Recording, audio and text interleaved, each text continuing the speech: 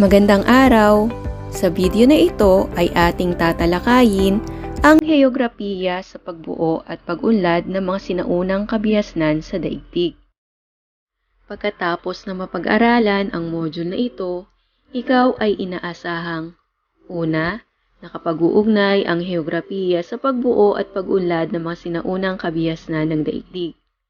Ikalawa, nakapagsusuri ang heograpiya sa pagbuo at pag-unlad ng mga sinaunang kabihasnan ng daigdig. At ikatlo, nakapagpapahayag ang sariling pananaw ukol sa kaugnayan ng heograpiya sa pagbuo at pag-unlad ng mga sinaunang kabihasnan ng daigdig. Ngayon ay suriin na natin ang heograpiya ng Mesopotamia. Ang Mesopotamia ay nangangahulugang lupain sa pagitan ng dalawang ilog. Ito ay galing sa mga salitang Griego na meso na nangangahulugang pagitan at potamos na nangangahulugang ilog. Ang Mesopotamia ay tinuturing na kauna-unahang kabihasnan sa buong daigdig. Sinakop at pinanahanan ito ng iba't ibang sinaunang pangkat ng tao, kabilang ang mga pangkat ng Sumerian, Akkadian, Babylonian, Assyrian, Chaldean, at Elamite na nagtangkaring sakupin ang lupaing ito. Sa paglipas ng mahabang panahon, iba't ibang lungsod ang umusbong at bumagsak sa lugar na ito na nang lumaon ay pinalitan ng iba pang mga kabihasnan. Ang Mesopotamia ay walang likas na hangganan, kaya mahirap ipagtanggol ang lupaing ito sa ibang karatig lugar. Naimpluwensyahan din ito ng mga karatig lugar dahil na rin sa mga ugnayang pangkalalan at tunggaliang militar. Sa mga taong 5,500 BCE, daan-daang maliliit na pamayanang sakahan ang matatagpuan sa kapatagan ng hilagang Mesopotamia na pinag-uugnay ng malalayo at mahabang rutang pangkalakalan. Bunga ng pag-unlad ng lipunan sa mga sumusunod na taon, nagkaroon ng mga pagbabago sa aspektong panlipunan, pampulitika at panrelihiyon na nagdulot ng sentralisadong kapangyarihan. Isang halimbawa ang Uruk, na itinuturing na isa sa mga kauna-unahang lungsod sa daigdig. Matatagpuan ang Mesopotamia sa rehiyon ng Fertile Crescent, isang paarkong matabang lupaing nagsisimula sa Persian Gulf hanggang sa silangang baybayin ng dagat Mediterranean. Ang regular na pag-apaw ng ilog Tigris at Euphrates ay nagdudulot ng baha na nagiiwan ng banlik. Dahil dito, nagiging mataba ang lupain ng rehiyon na nakabubuti sa pagtatanim. Ang heograpiya ng lambak ng Indus. Ang rehiyong ito ay kakaiba sa aspektong heograpikal at kultural kung ihahambing sa ibang panig ng Asya. Madalas itong tawagin ng mga heograpo na subkontinente ng India dahil inihiwalay ito ng mga kabundukan. Kaya maituturing itong halos hiwalay na kontinente. Matatarik na kabundukan ng Hindu Kush, Himalayas at Karakuran ang nasa hilaga nito. Samantalang pinalilibutan ito ng Arabian Sea sa kanluran, Indian Ocean sa katimugan at Bay of Bengal sa silangan. Tulad ng ibang kontinente, samot-sari rin ang wikang ginagamit sa rehiyong ito. Ang Timog Asya ay isang malawak na tangway na hugis at sulok. Sa kasalukuyan, binubuo ito ng mga bansang India, Pakistan, Bangladesh, Afghanistan, Bhutan, Sri Lanka, Nepal at Maldives. Bagamat ang rehiyong ito ay inihiwalay ng mga kabundukan sa hilaga, nakararanas din ito ng mga pagsalakay at pandarayuhan. Nakapapasok ang mga tao sa mga daanang tulad ng Khyber Pass sa hilagang kanluran. Dala ang kanilang sariling wika at tradisyon na nagpayaman sa kulturang Indian. Mas malawak ang lupain sa Indus kung ihahambing sa sinaunang Egypt at Mesopotamia. Sakop nito ang malaking bahagi ng hilagang kanluran ng dating India at ang kinaroroonan ng lupaing Pakistan sa kasalukuyan. Ang mga lungsod na ito ay nagsimulang humina at bumagsak noong ikalawang milenyo, BCE. Sa kasalukuyan, tinatayang mahigit 1,000 lungsod at pamayanan ang matatagpuan dito, partikular sa rehiyon ng Indus River sa Pakistan. Nagsimula ang kabiasnan sa India sa paligid ng Indus River. Ang tuktok ng kabundukang Himalaya ay nababalot ng makapal na yelo at nagmumula sa natutunaw na yelo ang tubig na dumadaloy sa Indus River na may habang 2,900 kilometro at bumabagtas sa Kashmir patungong kapatagan ng Pakistan. Katulad sa Mesopotamia, ang pagkakaroon ng matabang lupa ay naging mahalaga sa pagsisimula ng mga lipunan at estado sa sinuunang India. Sa pagitan ng Hunyo at Setyembre bawat taon, ang pag-apaw ng ilog ay nagdudulot ng pataba sa lupa at nagbibigay daan upang malinang ang lupain. Ang heograpiya ng ilog Huanghe. Ang kabiasnan sa China ay umusbong sa tabing ilog malapit sa Yellow River o yung tinatawag na Huanghe. Ang ilog na ito ay nagmumula sa kabundukan ng kanlurang China at may habang halos 3,000 milya. Dumadaloy ito patungong Yellow Sea.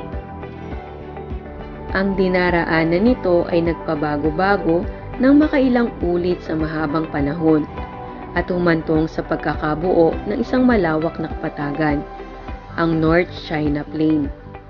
Ang pag-apaw ng Huanghe ay nagdudulot ng pataba sa lupa, ngunit dahil sa pagiging patag ng North China Plain, madalas nang nagaganap ang pagbaha sa lugar na ito. Ayon sa tekstong tradisyonal ng China, ang Xia or Xia ang kauna-unahang dinastiyang naghari sa China. Subalit dahil sa kakulangan ng ebidensya, hindi matiyak kung kailan ito pinasimulan ni Yu, ang unang pinuno ng dinastiya. Pinaniniwalaang si Yu ang nakagawa ng paraan upang makontrol ang pagbahang idinudulot ng Huanghe. Ang pangyayaring ito ay nagbigay daan upang makapamuhay sa lambak ang mga magsasaka. Ang heograpiya ng Egypt. Mahalagang tanda ang tinutukoy na Lower Egypt ay nasa bahaging hilaga ng lupain o kung saan ang ilog Nile ay dumadaloy patungong Mediterranean Sea sa pag-unawa sa heograpiya ng sinaunang Egypt. Ang Upper Egypt ay nasa bahaging katimugan mula sa Libyan Desert hanggang sa Abu Simbel. Ang Nile River na may 4,160 milya o 6,694 kilometro ang haba ay dumadaloy mula sa katimugan patungong hilaga. Dati-rati, ang malakas na pag-ulan sa lugar na pinagmumulan ng Nile ay nagdudulot ng pag-apaw ng ilog tuwing Hulyo bawat taon. Ang pagbahang idinudulot ng Nile ay nahinto lamang noong taong 1970 nang maitayo ang Aswan High Dam upang makapagbigay ng elektrisidad at maisaayos ang supply ng tubig.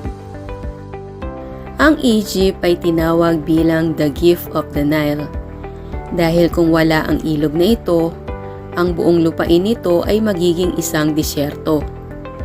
Tila hinihiwa ng ilog na ito ang bahaging hilagang silangan ng disyerto ng Afrika noon pa mang unang panahon.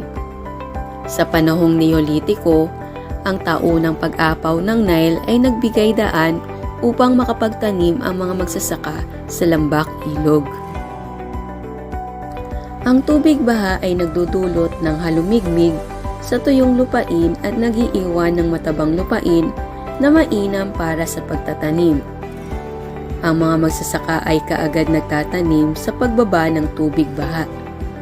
Ang putik na dala ng ilog ay unti-unting naiipon sa bunganga ng Nile sa hilaga upang maging latiang tinatawag na delta.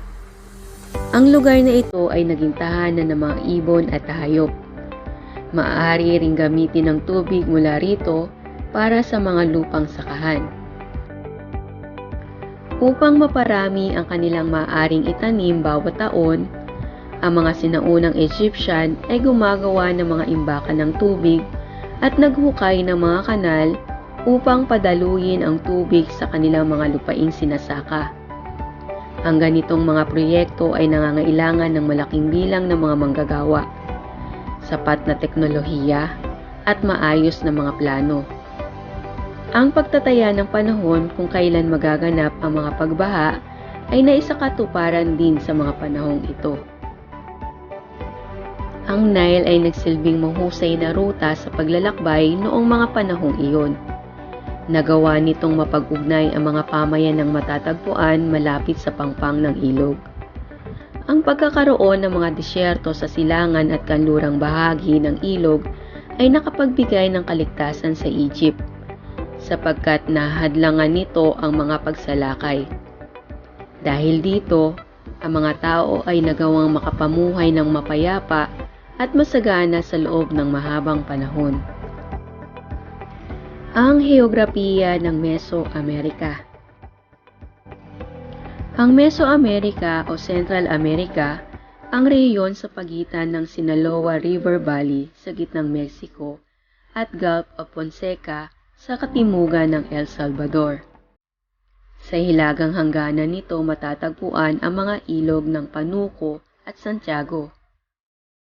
Samantalang ang katimugang hangganan ay mula sa baybayin ng Honduras, sa Atlantic, hanggang sa gulod o slope ng Nicaragua sa Pacific at sa tangway ng Nicoya sa Costa River. Sa kasalukuyan, saklaw ng Mesoamerica ang malaking bahagi ng Mexico, Guatemala, Belize, El Salvador at kanlurang bahagi ng Honduras. Hango ang pangalang Mesoamerica sa katagang Meso na nangangahulugang gitna. Ito ang lundayan ng mga unang kabihasnan sa Amerika. Sa lupaing ito, ang malaking pagkakaiba sa elebasyon ng lupa at dalas ng pag-ulan ay nagdudulot ng mga uri ng klima at ekolohiya sa iba't ibang bahagi ng rehiyon. Pabago-bago ang panahon sa rehiyong ito. Dito na itatag ang unang paninirahan ng tao at isa ito sa mga lugar na unang pinag-usbungan ng agrikultura tulad ng kanlurang Asya at China. Sa kasalukuyang panahon, may malaking populasyon ang rehiyong ito. Maraming salamat muli sa inyong pakikinig. Paalam!